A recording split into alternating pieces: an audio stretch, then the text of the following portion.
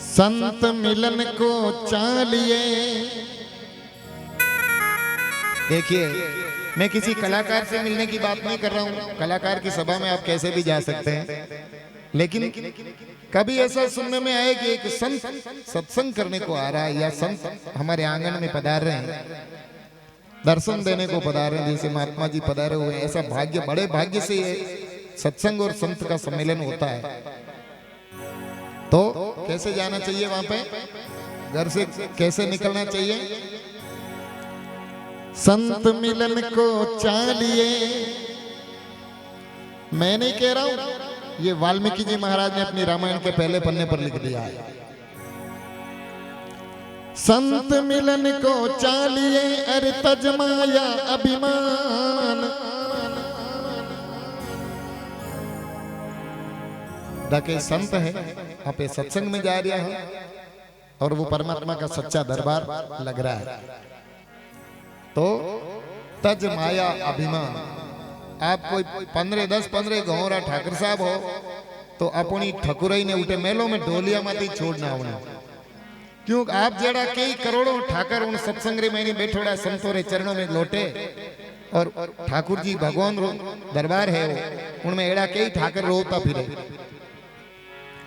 दूसरी बात, कोई पंचायत रा सरपंच साहब हो तो अपने मन में वो कीड़ो लागोड़ो रहे दिमाग में कि मैं तो सरपंच हूं, मारी स्त्री बिगड़ जाए, महाराज रे धोख दूंगा तो मारी रेपुटेशन डाउन हो जाला। तो इस सरपंच पद को भी, पद के अभिमान को भी अपनी पंचायत भवन पे छोड़ के आवे।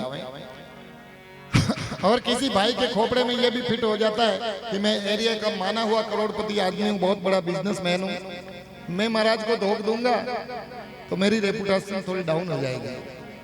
तो इस करोड़पति बने को भी अपने ऑफिस में छोड़ के आना भैया, तब जाके थोड़ा सा फायदा होगा।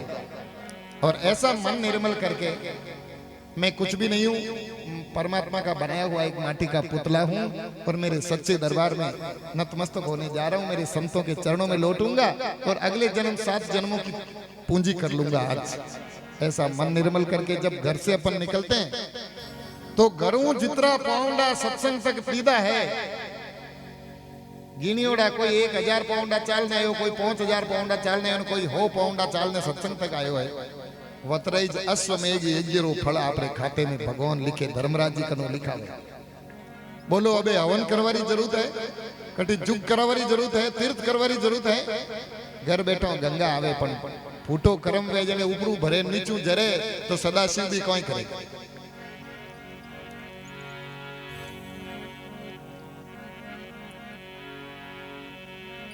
संत मिलन को चालिए, रे तजमाया अभिमान। ज्यों ज्यों सामा पग धरे, पचे त्यों त्यों यज्ञ समान।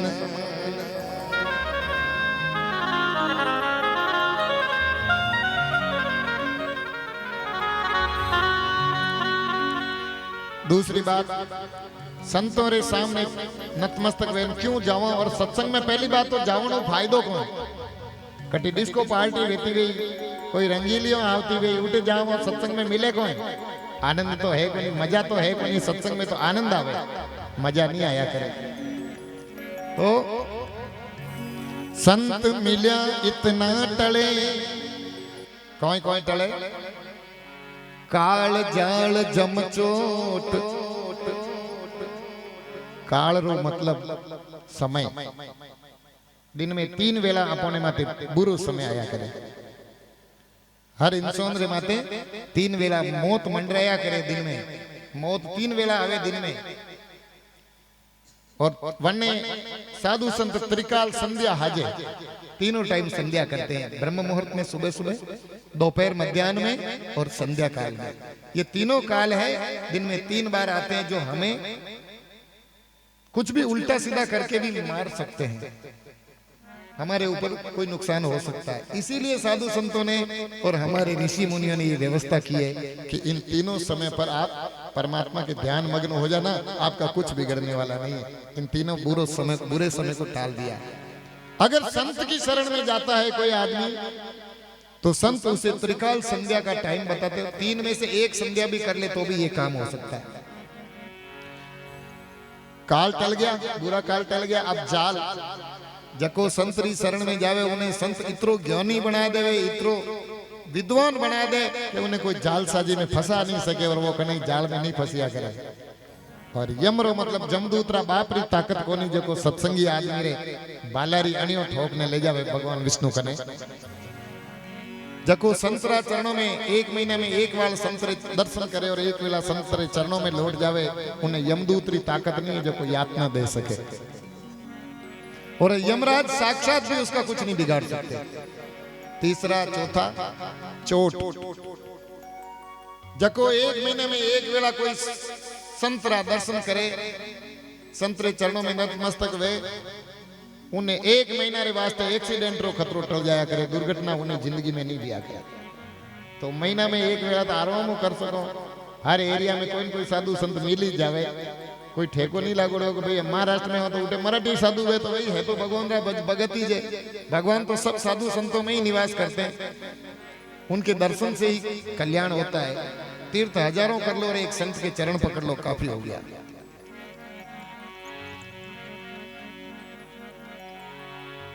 इतना तो आप संत रे दर्शन करो, चरणों में नतमस्तक वो जीते, काल जाल यम और चोट ए टल जाया करे।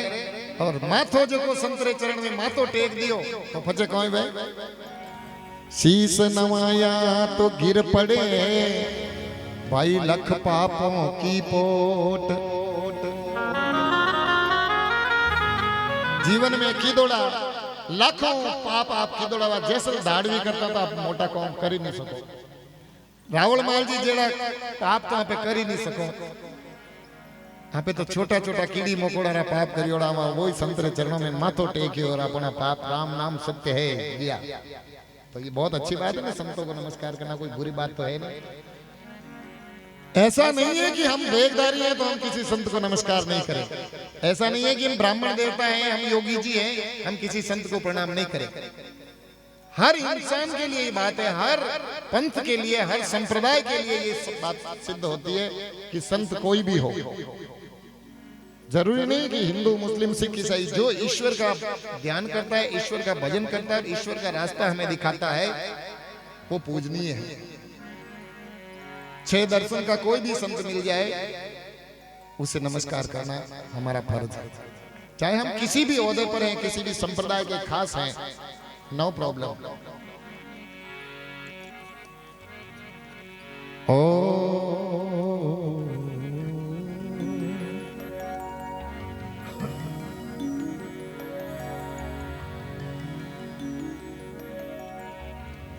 और गुरु की शरण में, संत की शरण में जाके क्या कहना है, गुरु जी मारो अब कालो जन्म सुधारो, दयालु मारो अब कालो जन्म सुधारो जी।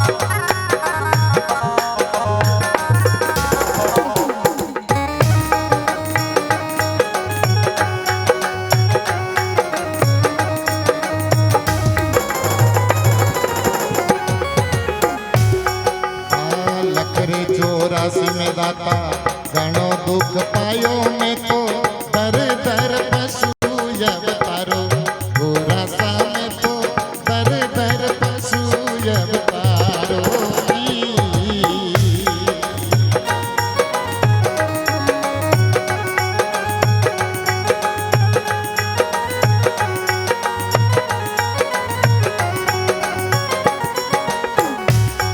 ओ लखरे 84 में तो घणो सुख पायो दाता, दर दर पशु अवतारो, गुरु जी मारा दर दर पशु अवतारो जी।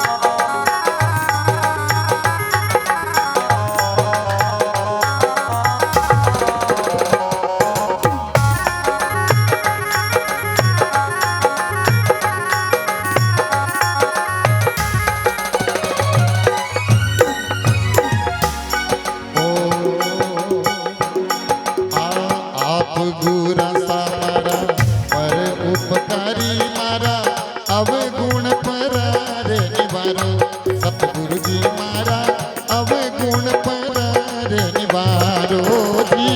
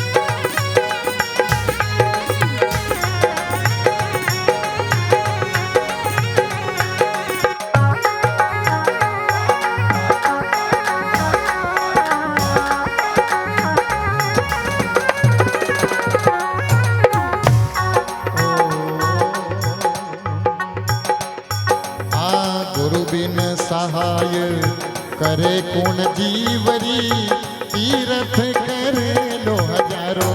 सतगुरु जी मारा तीरथ करे लो हजारों जी।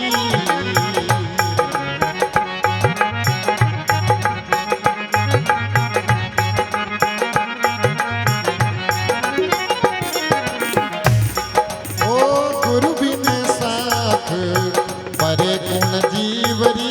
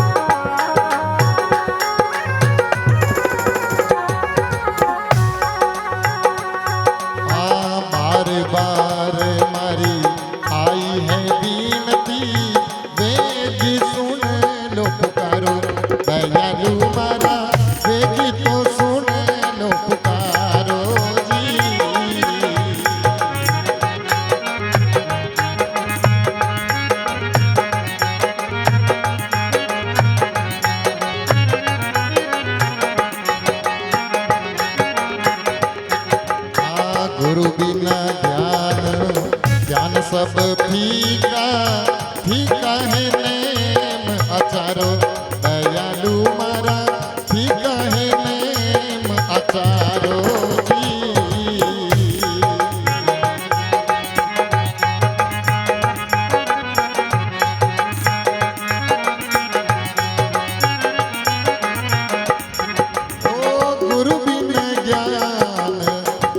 सब फीका फीका नियम आचारो दयालु दाता फीका नियम आचारो जी।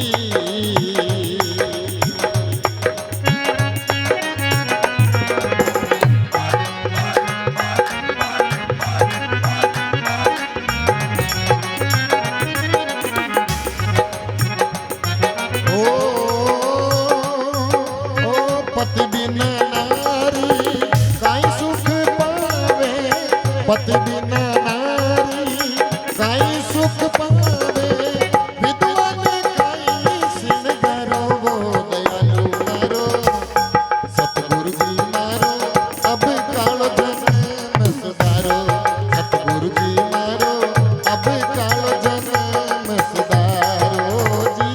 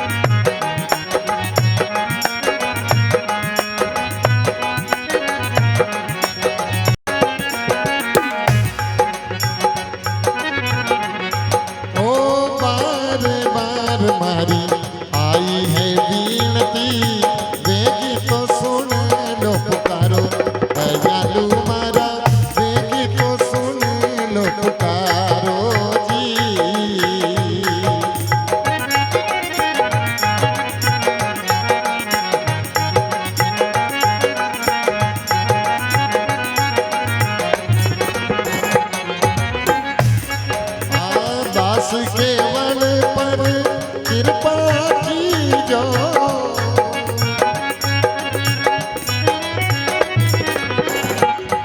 ओ दास केवल पर कृपा करजो, हस्त कमल सिर धारो जी दयालु मारो सतगुरु जी मारो अब कालो जन्म सुधारो, दयालु मारो अब कालो जन्म सुधारो जी।